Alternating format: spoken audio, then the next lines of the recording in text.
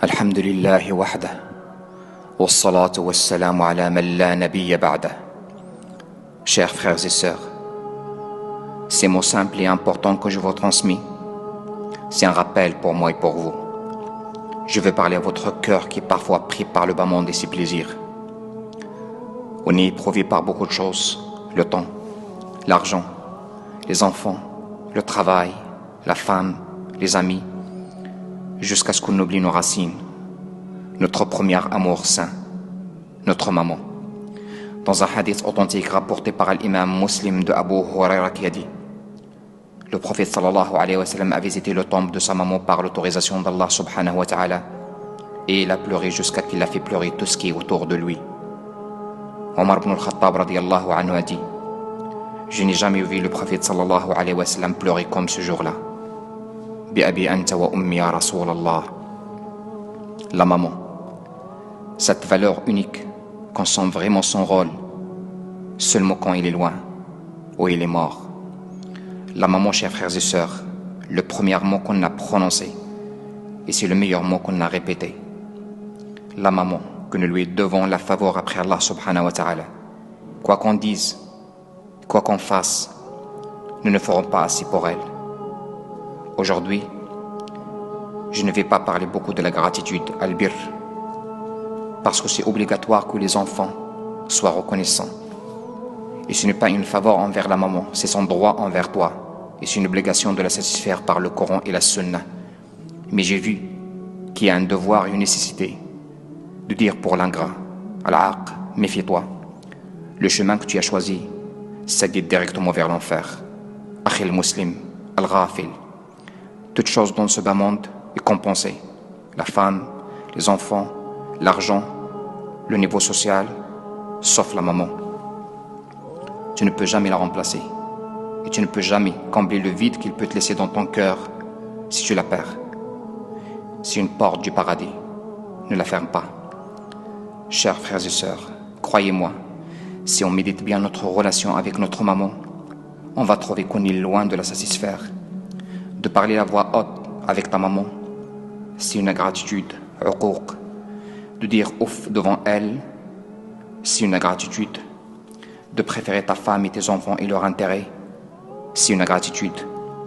Et que ta maman soit la dernière de ton planning. Et c'est rarement que tu prennes de ses nouvelles, car tu es pris par le bas monde, c'est une ingratitude. Et de ne pas s'asseoir à côté d'elle, et de ne pas parler avec elle, et de ne pas entendre ce qu'elle raconte, c'est une ingratitude. De ne pas la prendre en charge si elle n'a pas les moyens et toi t'en as, c'est une ingratitude. De ne pas l'accueillir chez toi parce que ta femme ne veut pas d'elle, c'est une ingratitude. De couper les liens avec ta maman, c'est une ingratitude. Chers frères, on a besoin de revoir notre relation avec notre maman. On a besoin d'éduquer nos enfants sur l'obéissance de la maman. Combien de fois on entend des histoires, des enfants qui insultent leur mère, des enfants qui tapent leur mère, des enfants malheureusement qui tuent leur mère parce qu'elle ne veut pas donner de l'argent pour acheter de la drogue ou pour l'héritage. Je parle ici des enfants musulmans et quelqu'un qui a le cœur et le courage pour insulter et taper ou tuer sa propre mère. Il peut faire n'importe quel péché qu'il existe sur terre parce que son cœur est mort. Wallahi, mes chers frères, après la mort de la maman et le repentir de son fils ingrat, il espère ce dernier que sa maman sort sa tête de son tombe pour l'embrasser et lui dire pardonne-moi. Mais c'est trop tard. Mets-toi dans ta tête, ayyuhal muslimu al-aqq li ummi, qui dit à sa maman: je ne peux pas t'accepter chez moi parce que c'est serré, que tu étais dans son ventre 9 mois. Elle t'a accepté avec un grand plaisir et c'était trop serré. Avant de manger akhil muslim avec ta femme et tes enfants, pose la question: est-ce que ta maman a à manger? Car lorsque tu étais petit, il ne mange pas avant que tu manges.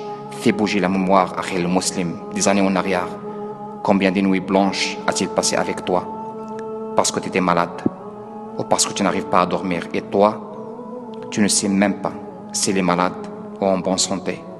Tu dors parce que demain tu travailles. Réveille-toi, Akhil al-Muslim, avant qu'il soit trop tard. Rifa' ibn Iyas raconte qu'il a vu Al-Harith al-Al qui pleure le jour de l'enterrement de sa maman, sans arrêt. Il lui a demandé pourquoi tout ça. Il a répondu, comment je ne pleure pas. Et aujourd'hui, une porte de paradis s'est fermée pour moi. Oui, mes chers frères, la maman c'est une porte vers le paradis. Et c'est dommage pour quelqu'un qui a eu une maman. Et il a raté cette porte. Wallahi, il va regretter. Et quel regret. Le paradis était à côté de lui, proche de lui, facile pour lui.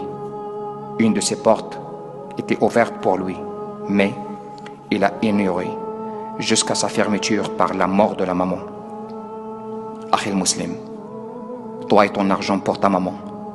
Quand tu arrives à un certain âge ou à un certain degré social, prends d'elle que l'amour.